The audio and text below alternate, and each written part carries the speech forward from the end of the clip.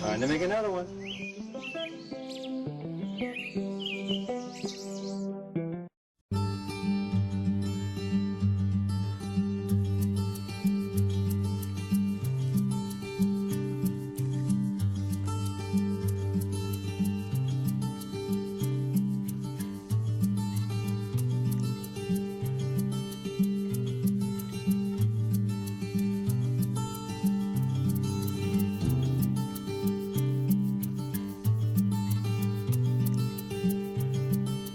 Hi, welcome to San Antonio Pottery. My name is Jack Boyle. Found me here in San Antonio, Florida.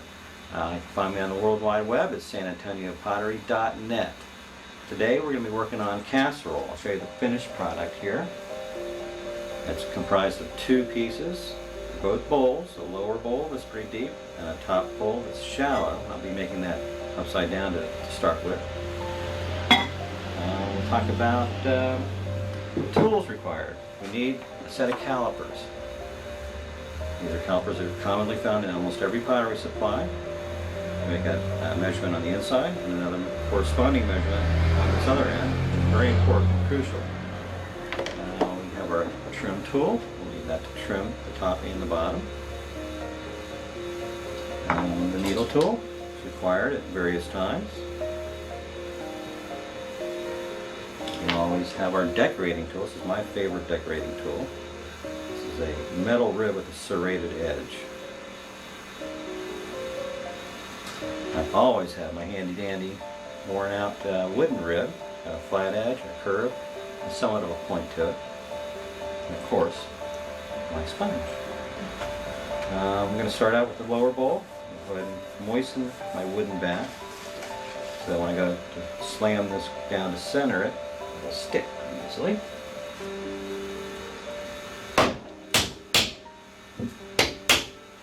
Go ahead and start centering.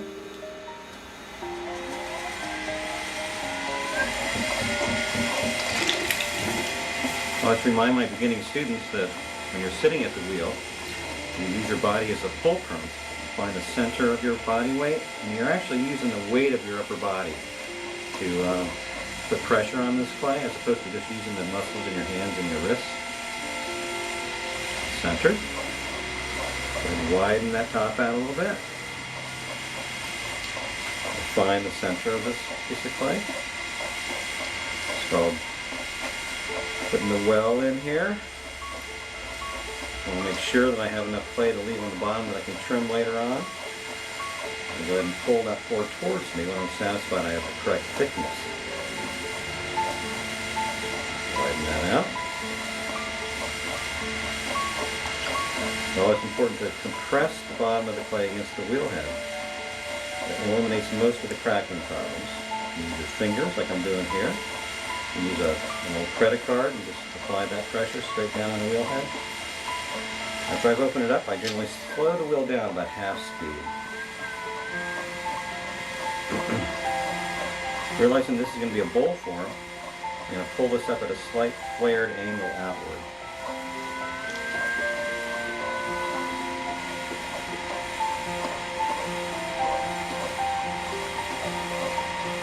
I always leave the top thick because I know I'm going to be cutting that flange in at the last minute.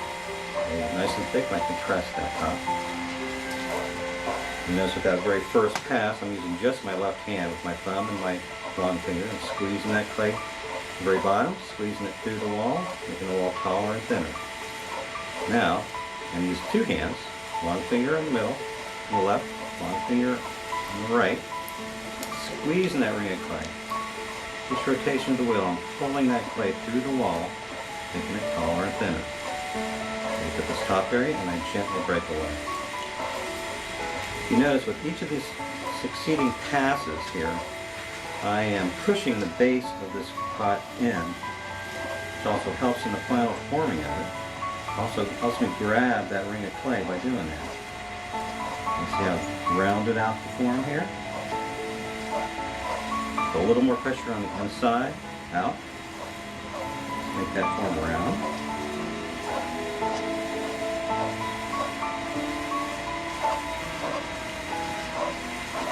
And go ahead and start the trimming on the bottom here. use my thumbnail, take away some of that excess clay down here.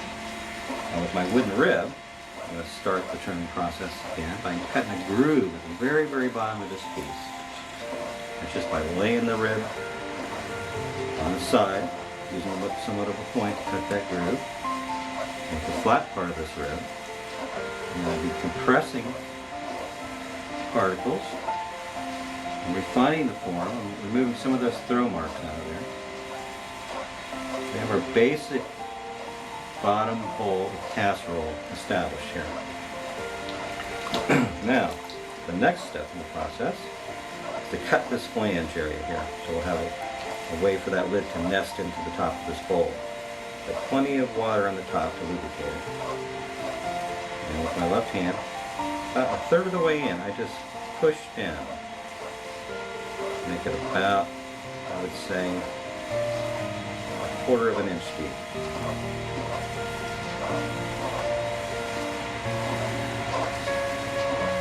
The next step, using the calipers, you can stop the wheel if you like here at this point.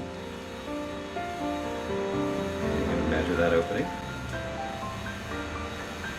So, now I've made the bottom piece of this casserole. I've cut the flange into it, also referred to as a gallery here, to receive it's going to be the shallow bowl I'm going to make next. It'll fit into that opening.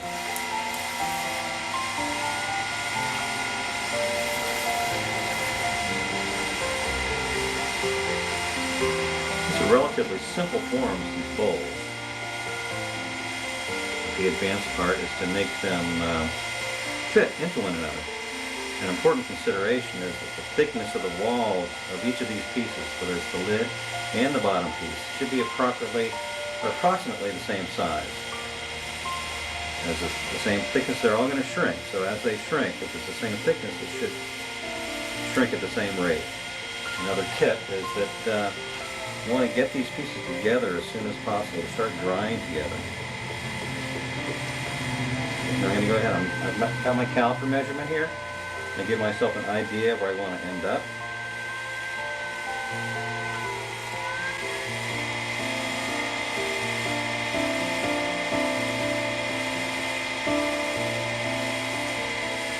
Okay, I know that's a little bit too small. Go ahead and grab some more clay down here, pull through the walls and make this a little bit wider.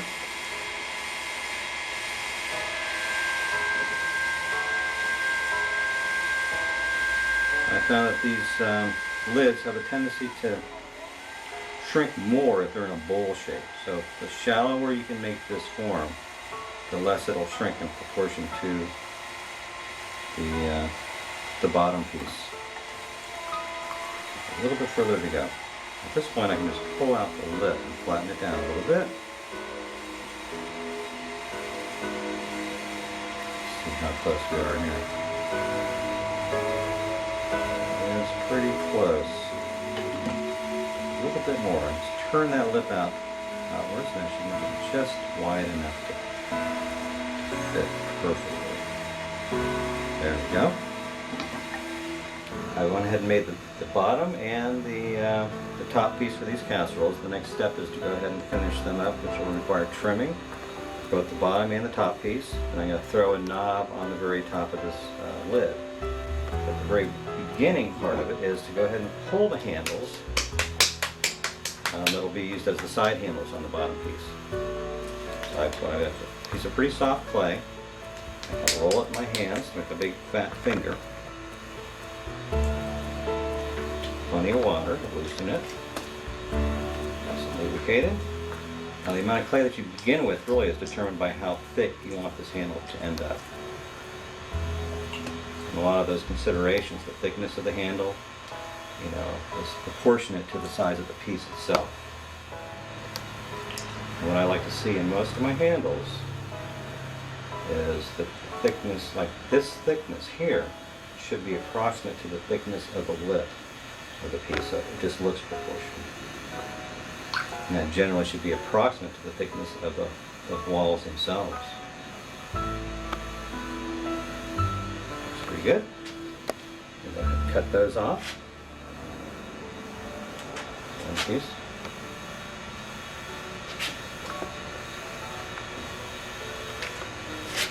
Good. I have already as well prepared the ball of clay, which is very soft clay that I'm going to use for the knob when I go to after I trim the top. I'm going to attach this knob and throw it like a little miniature pot on top. Take off this excess clay.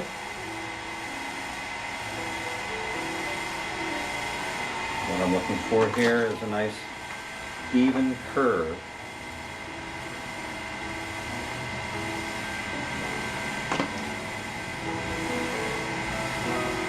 Some pots are more challenging than others.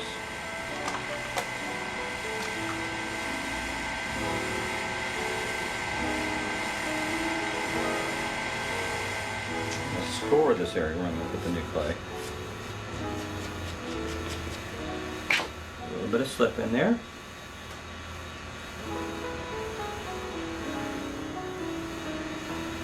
So slowly rotates. Put some pressure down on it. Particularly want to attach right at the bottom of this ball of clay to the lid itself. Do that all the way around. Use my finger and really smush it in here. Now, I need to recenter this piece just like it's another little pot.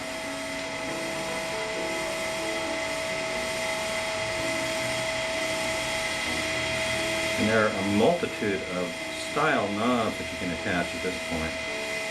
I'll show you the simplest knob. I'll go ahead and open this up.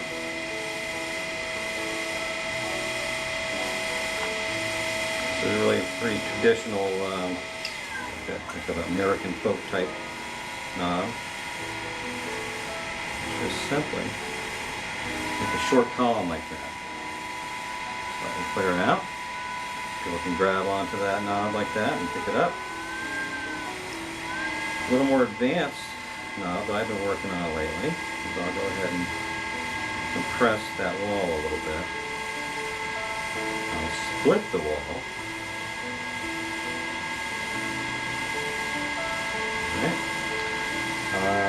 And make a hole that goes all the way through the top of this casserole top.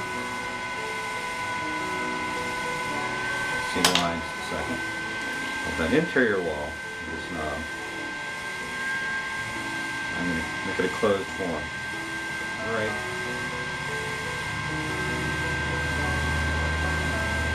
So, to get underneath here, I'm going to raise up this form. Now that it's closed, you can really have a lot more freedom to manipulate the form without it falling down. I'm going to go ahead and raise the whole thing up. Got a little line with my fingernail. A little loop-de-loop line here.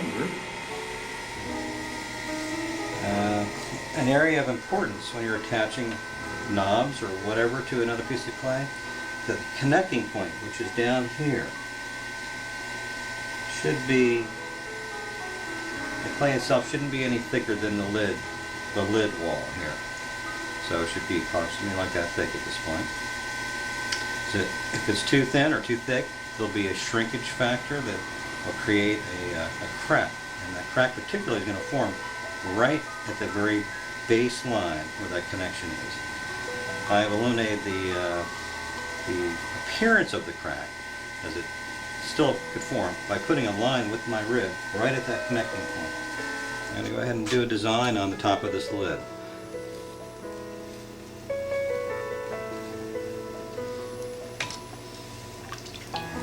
Again, now with another couple lines below it.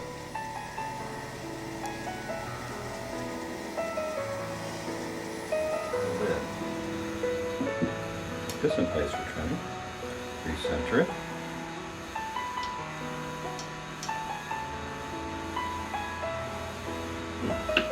So when I trim this piece in, I will be taking some of the excess clay off the bottom, but I'm not going to make it so small that it teeters on its base.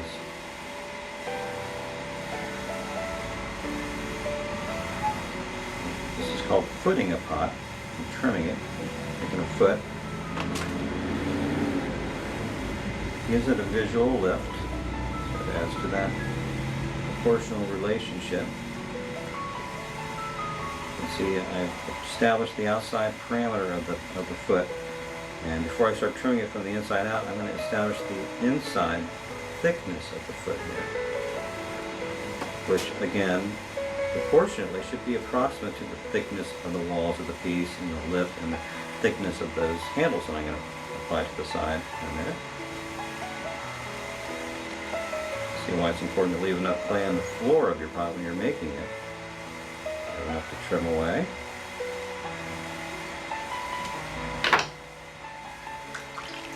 I'll use a sponge to take those sharp edges off.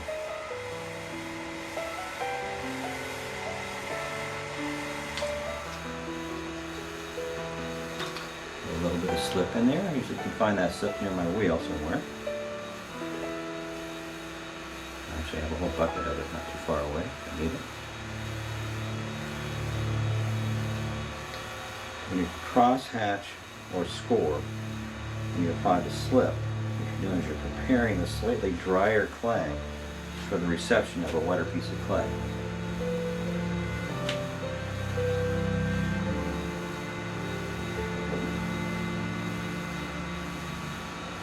Secure this in place.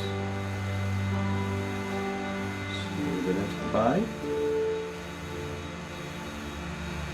I'm going to go ahead and push this up a little bit and make a couple little crimps in my handle, which mimics those crimps I put in that knob on the top, which you'll see in just a second. The other side. Of course, it is important to line up your handles directly across from each other.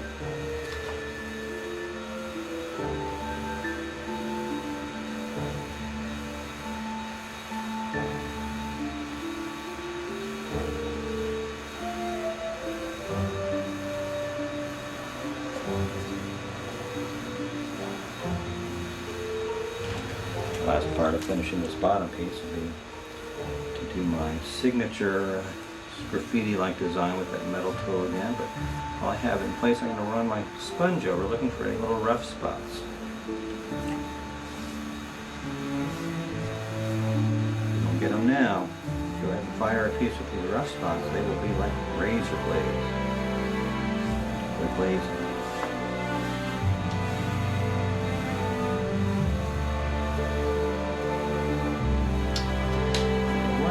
Very important part of this process is, I touched on it before, is to get this lid and this bottom together as soon as possible, because they will have a much better likelihood of shrinking at the same rate and still fitting properly.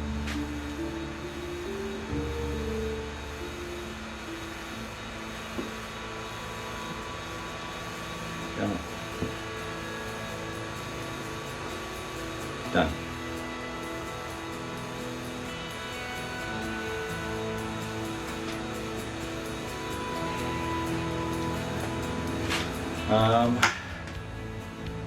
Thank you for joining me at San Antonio Pottery. I'm Jack Boyle, signing off. Happy potting.